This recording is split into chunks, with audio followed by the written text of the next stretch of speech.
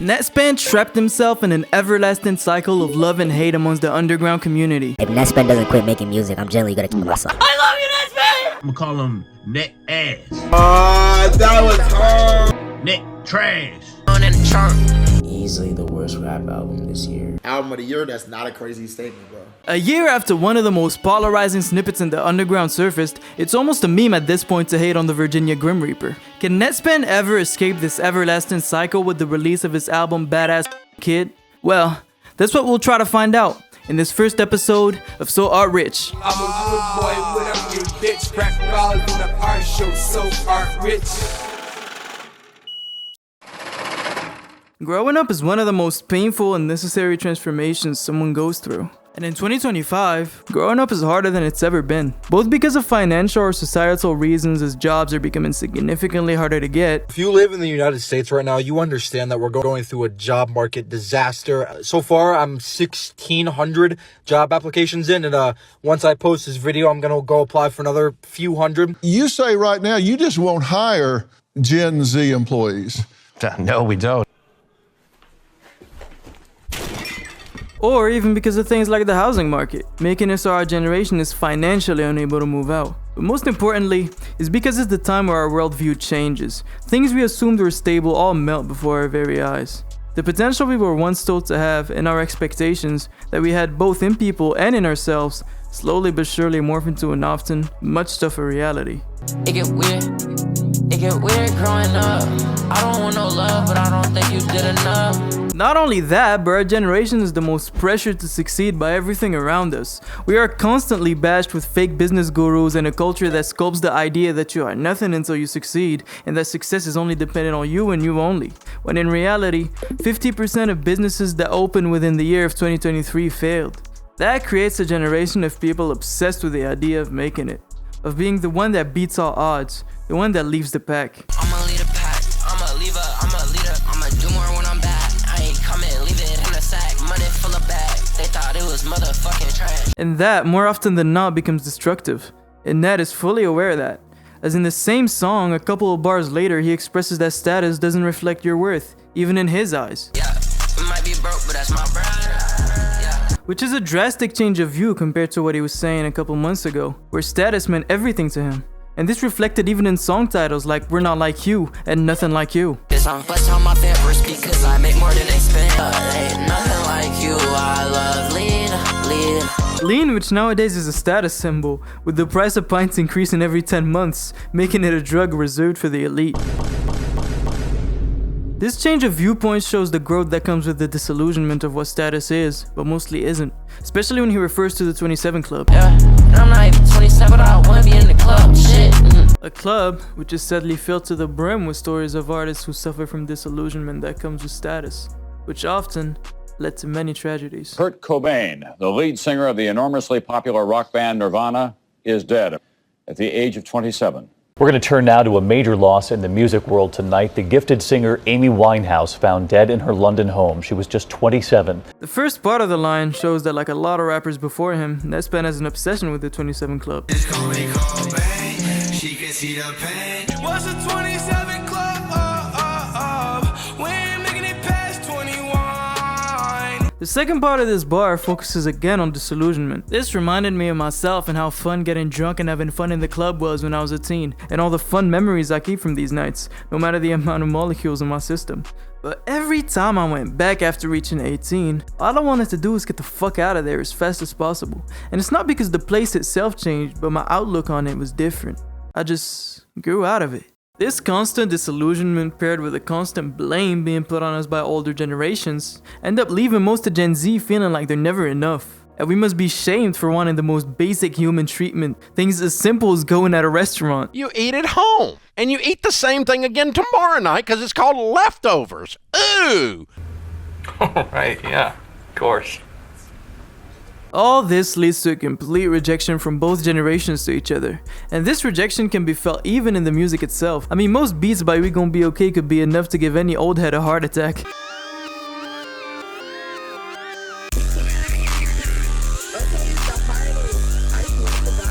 just triplet flows of nonsense, a million ad-libs and producer tags. But this rejection can also be felt with the current trends, like the resurgence of movies like Blade Runner and Fight Club that came out 20 years ago talking about the same thing. I see all this potential, and I see it squandered.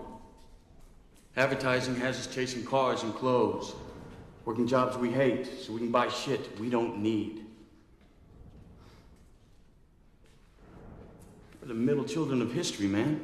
And rejection to broken values infuriate the older generations, which to them is something completely unthinkable. We can't fix something they refuse to admit is broken, which helps nothing more but increasing the generational gap, hurting the younger generations in the long run. Something that sociologues and researchers warned us about even 100 years ago. People like Karl Mannheim, who noted in his theory of generations that generations are formed through shared historical experiences that shape their collective consciousness and identity, which leads to significant differences in values and perspectives between generations. Does this mean that this is only a generational problem and Gen Z is out of the blame? Hell no! Shut your little dumb ass up! Goofy bitch! We are one of the most judgmental people who have ever existed. All you gotta do is open an IG Reel comment section to realize that. We bash each other all the time for being different, having different point of views, or even trying something. How you gonna knock somebody in the world for actually trying to do something? Trying. Since when has it become not cool to try? Fucking loser. And Nettspend faces this hate full blast 24/7. People are making straight diss songs saying they want to murder him. Nettspend, I hate you. Nettspend, I'm gonna kill you. No, I won't. And people who genuinely enjoy his music stop when they realize it's Nettspend playing. Who is it?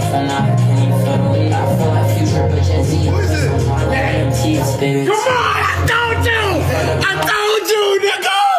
I told you! And despite the fact that he potentially made it, the general public is still very undecisive about him. And you don't need to go far to realize that. Just go under any post with his head on it. Wow. It's crazy. This duality of overwhelming love and hate is mirroring the transition required for someone to grow up, realizing the toughness of our surroundings while simultaneously being filled with the hopes that we are the only one capable of fixing the world. Both extremely contrasted yet overwhelming feelings. This paired with the constant rejection from both our peers and elders make us want to go back to simpler times, in a time where everything ahead seemed magical, and slowly confusion is replaced by something that can be a lot more dangerous, which is another major theme of this album. Nostalgia is splattered all across the album, from the album cover itself, which was directed and shot by I'm Dead, who used to work with V-Lone in the mid to late 2010s, and I vividly remember seeing Cardi, Rocky, and Uno the Activist back in 420 2016 in one of their pop-ups. V-Lone, which is a brand made by A$AP Barry, former member of ASAP, a collective that blew up in the early 2010s, which Nettspend dedicated a whole song title to.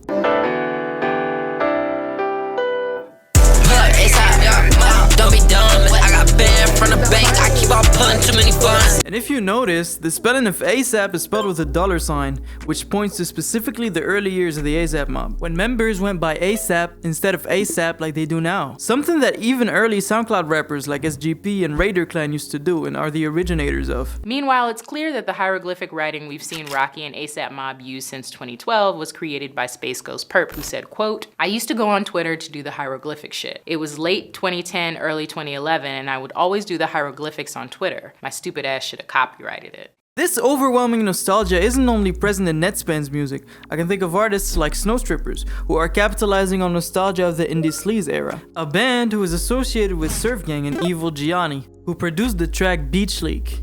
Surfing at the beach, it's so much weed, I broke the leaf. I'm OT off the opiates, I swear I get too geeky. As well as a multitude of Nettspend songs like 40 with Xavier So Based. Running that my cup full of juice, my cup full of tech. I ain't discreet when I walk in the building, bitch, I got my tech. And the nostalgia isn't only visual, but also extremely present in the sounds of the album. I mean, when I listen to the Project Pat beat, I am immediately transported to 2011 when I was playing Super Mario on my DS.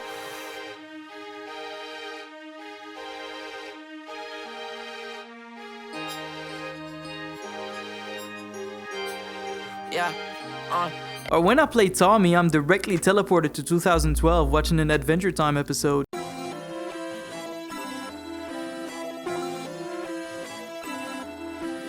How my feet timing, I wanna. chance you a street slamming. I ain't know. With my absolute favorite bar of this entire album being a sleek reference to nostalgia that a lot of people missed. My shit just like she had tomboy. At a grocery store, I'm like, what a Tom Ford. As Tom Ford was the creative director of Gucci from 1994 to 2004, which was arguably the brand's peak, Gunner rejects the modern, walking in a Gucci store in 2024, asking for something that came out almost 30 years ago. So we don't have the capacity. Although my personal favorite track off the record is Tyler, where OK absolutely cooked and Nettspend blessed us with a generational chorus. I can't even touch on.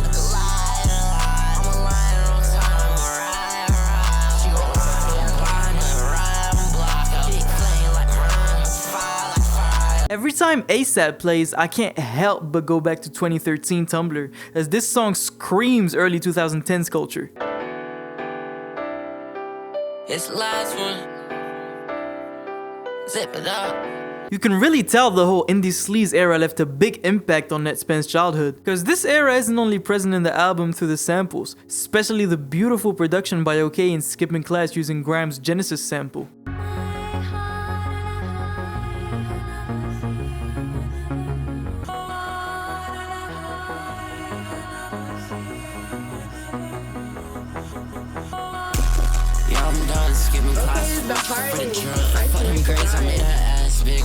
But the whole production in songs like ASAP is very reminiscent of the 2010s, with the simplistic and repeating piano mixed with a saturated bass that's very reminiscent of the indie sleaze era.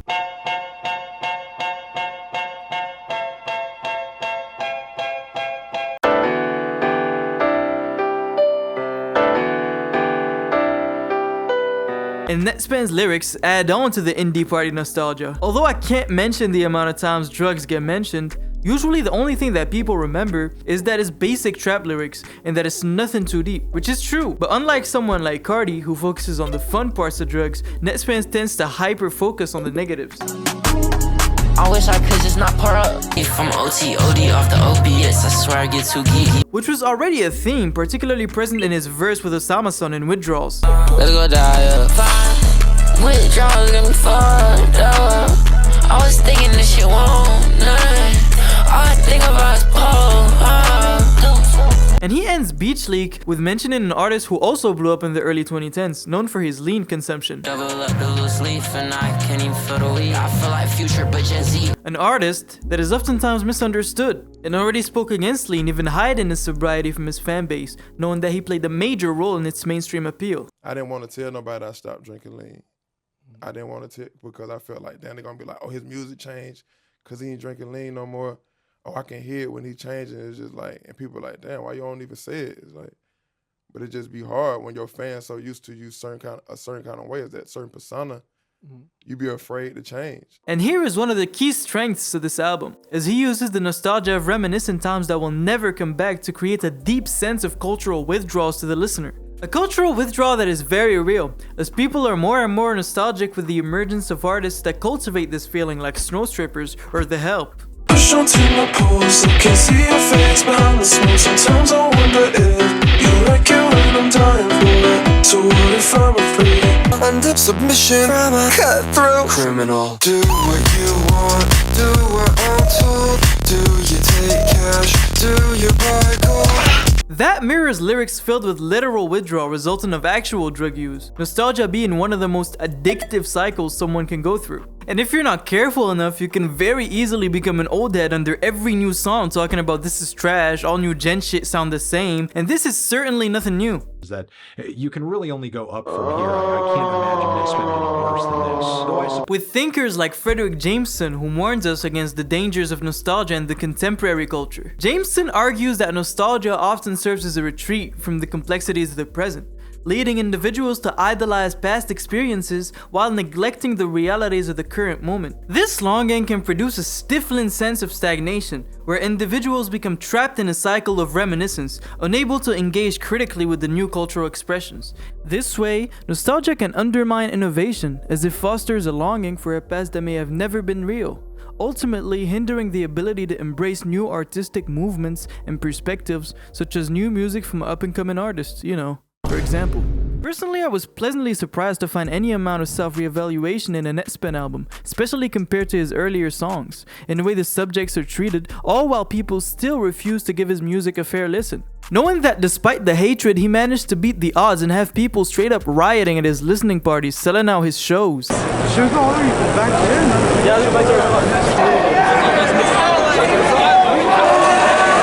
And he finally got the recognition that he always wanted. And although his efforts helped him reach the top, he is more conscious than anyone that luck and circumstances played a major role in his come up, which can almost be called an accident.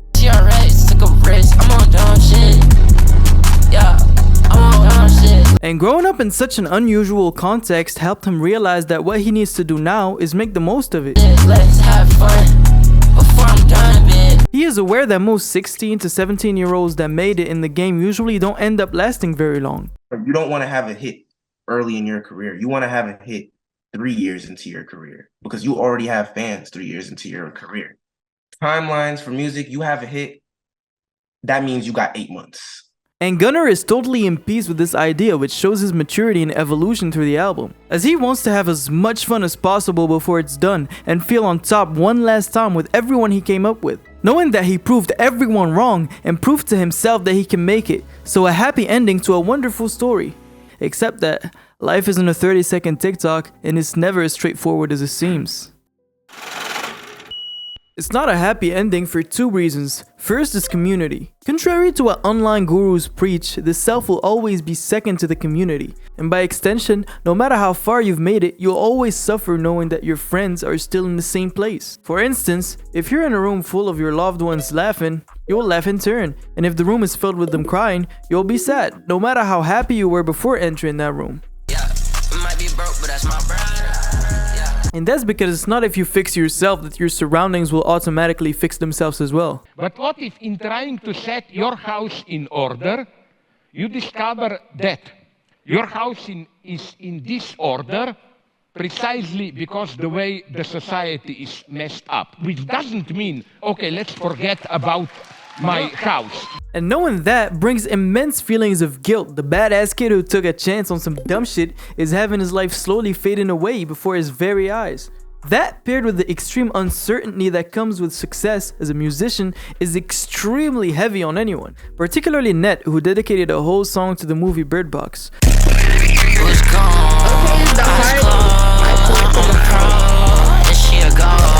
A movie where characters move through a world filled with monsters, blindfolded to survive, not knowing where they are heading. This is a great metaphor emphasizing what Gunner is going through in this album. He has no idea where he is heading or where this music thing will take him. As if he is blindfolded, all while facing problems that no one of his friends could see due to the unique situations he found himself in due to success. Among all this, we might be tempted to say it is what it is and fuck it, we ball. Let's mindlessly stack every dollar, rotting a little more with each one, a concept that we find heavily in other underground artists like Che in his album Say So Says. I'd rather buy my time, burn my guns, And I don't think it's a coincidence that one of the only other artists mentioned by name in this album is Che, aka Mr. Say So. This disillusionment is a feeling that have been treated in art over and over again, but this is a subject rarely treated in rap. In cinema, for example, there is the excellent classic The Graduate from 1967. A movie where the protagonist realizes all his wildest dreams and has nothing but a bright future ahead of him. Hey, there's the award-winning scholar. We're all very proud of you, Ben. How are you, track star? What are you going to do now?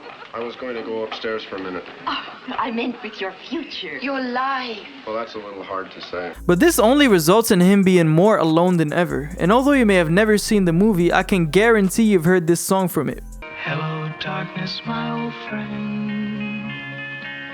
I've come to talk with you again.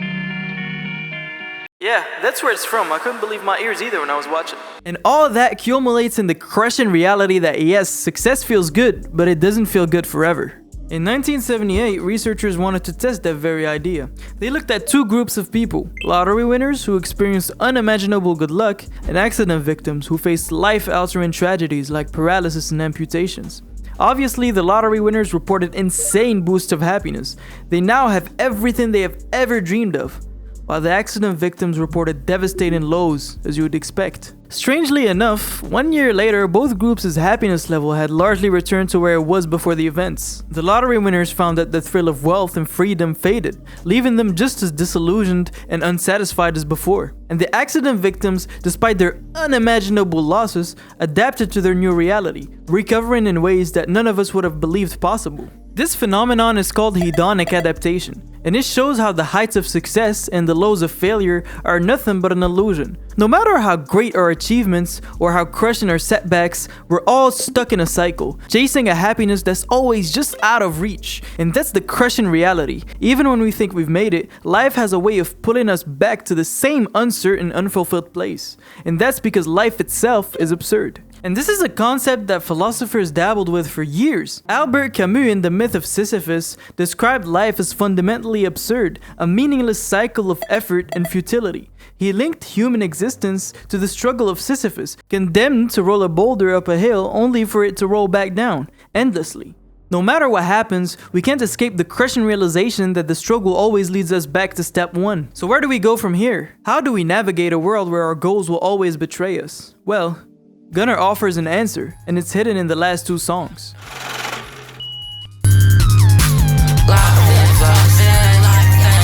The only thing to do in the chaos is embracing the absurd. And although the album starts with a song titled Growing Up, Gunnar invites us to keep a childlike wonder alive, with him straight up trolling in half the bars.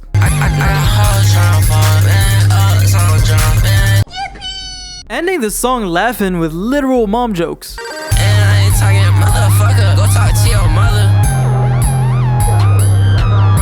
I mentioned the philosopher Camus earlier, but I purposefully left the end out. In that book, he famously concludes, and I quote, "The struggle itself towards the height is enough to fill a man's heart. One must imagine Sisyphus happy, embracing the struggle rather than succumbing to it." Bruh, why is you coming up to me smiling for? You don't see everything going on in the world? Man, wipe that smile off your This perspective transformed the monotonous grind into a dance, where joy can be found even in the absurdity of our existence. The real struggle left for Gen Z is to accept and acknowledge the failures of the world, and that it is up to us and us alone to fix it, despite it not being our fault, and us not being responsible for them. The required change needs to be a change in mindset. For example, there are enough resources for the entire human population to live in luxury and abundance forever. But we are being held back by the shackles of a mindset that puts value in futile status symbols.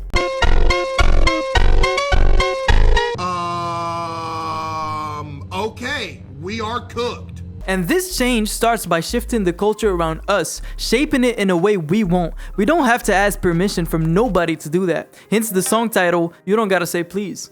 I don't gotta say please. It's hella money. I don't gotta say please. It's a call to reshape our world in our own image. Regardless of your individual situation, your perspective matters. And it's not because you use drugs or are young that your opinion is automatically discredited. And this theme is particularly striking with the metaphor about the architect. I'm finna remodel the whole crib. Became an architect in my sleep. He pushes us to be architects and remodel the world in our image, and invites us to use him as an example. He wasn't wanted in music? Fine. He created a whole lane for himself, and not by bowing down to the critics, turn into a fucking Kid Leroy or some shit, but by doubling down and doing that unapologetically. It's a reminder that if the kids want something, the kids will get it, no matter what. And with every new wave comes the hordes of old heads complaining. Hell, they've been having the same argument people had of punk rock 50 years ago. How did all that happen? I don't know. Through being honest. Are you honest? Yes, I am, very. I think you're trying to shock people. I don't give a shit what you think.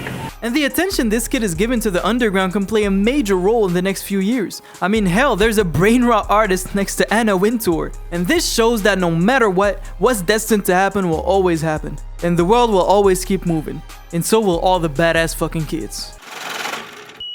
This album heavily surprised me on so many levels. Although OK and Nettspend decided to stick to the sounds of songs like the 2024 Freestyle or Fuck Swag, there was a real evolution in the themes offered.